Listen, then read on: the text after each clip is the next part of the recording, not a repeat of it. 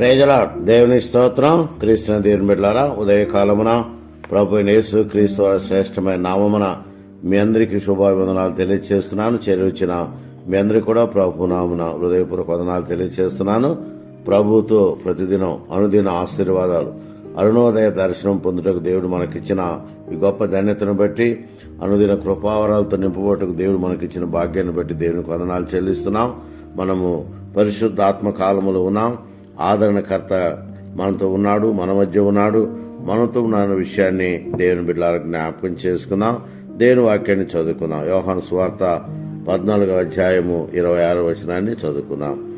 ఆదరణకర్త అనగా తండ్రి నా నామమున పంపబోవు పరిశుద్ధాత్మ సమస్తమును మీకు బోధించి నేను మీతో చెప్పిన సంగతులన్నీ మీకు జ్ఞాపకం చేయను. ప్రభు యేసు క్రీస్తు వారు చెప్పిన మాటలు మనం జ్ఞాపకం చేసుకుందాం. తండ్రి నా నామమున పంపబోవు పరిశుద్ధాత్మ అంటున్నాడు. అనగా యేసు క్రీస్తు వారి నామమున పరిశుద్ధాత్మ దేవుని ప్రభువారు భూలోకానికి పంపిస్తున్నాడు. ఎందుకంటే ఇది పరిశుద్ధాత్మ కాలం.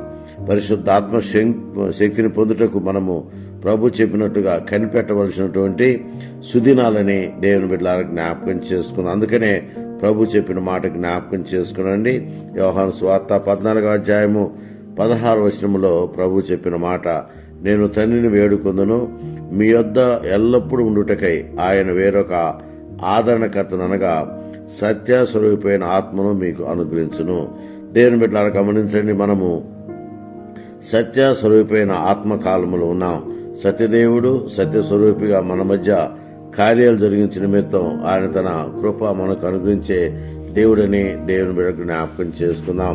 ప్రభు శిలువ మరణమునకు ముందు శారీరకంగా శిష్యులకు దూరము అయ్యే సమయము ఆసన్నమైనప్పుడు శిష్యులకు కలవరపడకుండా ఆయన ఈ వాగ్దానాలు బోధించినట్లుగా దేవుని బిడ్డలకు జ్ఞాపకం చేసుకుందాం. మిమ్మును విడిచిన గమనించండి, నేను మిమ్మును విడిచిన ఆదరణకర్త అనగా పరిశుద్ధాత్మ దేవుడు మీతో ఎల్లప్పుడు ఉండి మిమ్మలను ఆదరించును అని చెప్పిన మాట మనం జ్ఞాపకం చేసుకుందాం. ఎందుకంటే దేవుని యొక్క వాక్కు నెరవేరుతుంది. దేవుని కార్యాలు జరిగిస్తున్నట్లుగా దేవుని బిడ్డలకు జ్ఞాపకం చేసుకుందాం. అందుకని ప్రభు అంటాడు, భయపడకుడు, నీతి నా దక్షిణంతో ఆదుకొందును, నీకు సహాయం చేయవాడు నేనే అంటూ దేవుని మాటలు మనకు జ్ఞాపకమునకు తెచ్చుటకు ప్రభు ఈ వాగ్దానాలు చెప్పినట్లుగా దేవుని బిడ్డలకు జ్ఞాపకం చేసుకుందాం. ఇటువంటి శ్రేష్టమైన వాగ్దానాలు ప్రభు తన శిష్యులకు అందించి వారిని స్థిరపరిచి బలపరిచి ఆత్మతో నింపిన విధానం బట్టి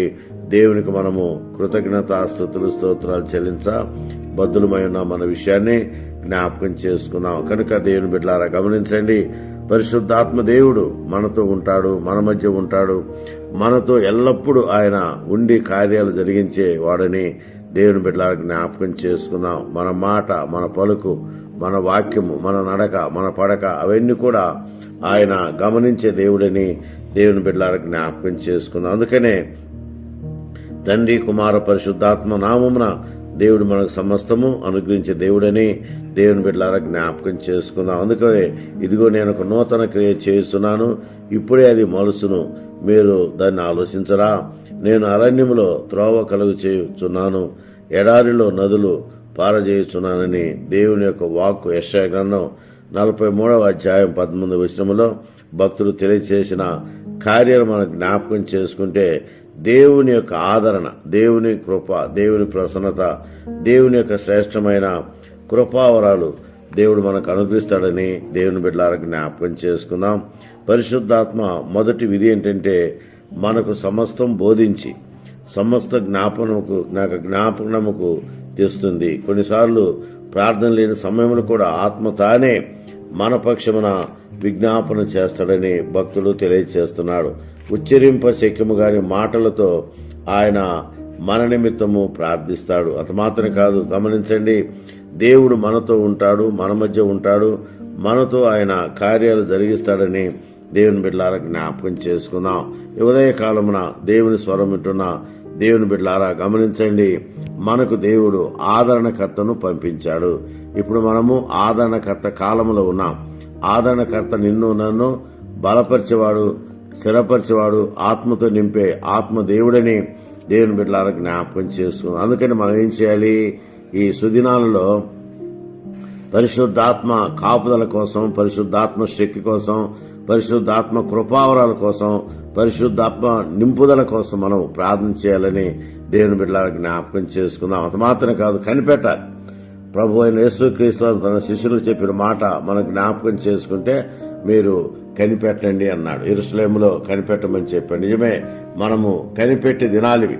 దేవుని బిడ్డలారా గమనించండి, పరిశుద్ధాత్మ శక్తిని పొందుటకు, పరిశుద్ధాత్మ కార్యాలు దేవుడు జరిగించిన నిమిత్తం మనము ఆదరణ కొరకు కనిపెట్టడం మాత్రమే కాదు, పరిశుద్ధాత్మను పొందుటకు కనిపెట్టాలని దేవుని బిడ్డలారా జ్ఞాపకం చేసుకుందాం. కాబట్టి ఉదయకాలమున దేవుని బిడ్డలారా గమనించండి, పరిశుద్ధాత్మ శక్తిని పొందుటకు మనము దేవుని యొక్క సాన్నిధ్యములో, దేవుని యొక్క సముఖములో మనము దేవుని ఘనమైన నామాన్ని పొందుటకు కనిపెడదాం. కనిపెడితే దేవుడు కార్యాలు జరిగిస్తాడు.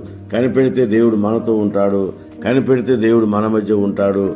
కనిపెడితే దేవుని యొక్క సన్నిధి మనకు తోడుగా ఇస్తున్నట్లుగా దేవుని బిడ్డలారా జ్ఞాపకం చేసుకుందాం. ఎందుకంటే దేవుడు మనతో ఉండి, మన మధ్య ఉండి ఆయన కార్యాలు జరిగించే దేవుడని దేవుని బిడ్డలారా జ్ఞాపకం చేసుకుందాం. కాబట్టి దేవుని బిడ్డలారా గమనించండి, దేవుడు మనతో ఉంటాడన్న విషయాన్ని జ్ఞాపకం చేసుకుని ముందుకు సాగునట్లు పరిశుద్ధాత్మ దేవుడు మనకు తన కార్యాలు జరిగించి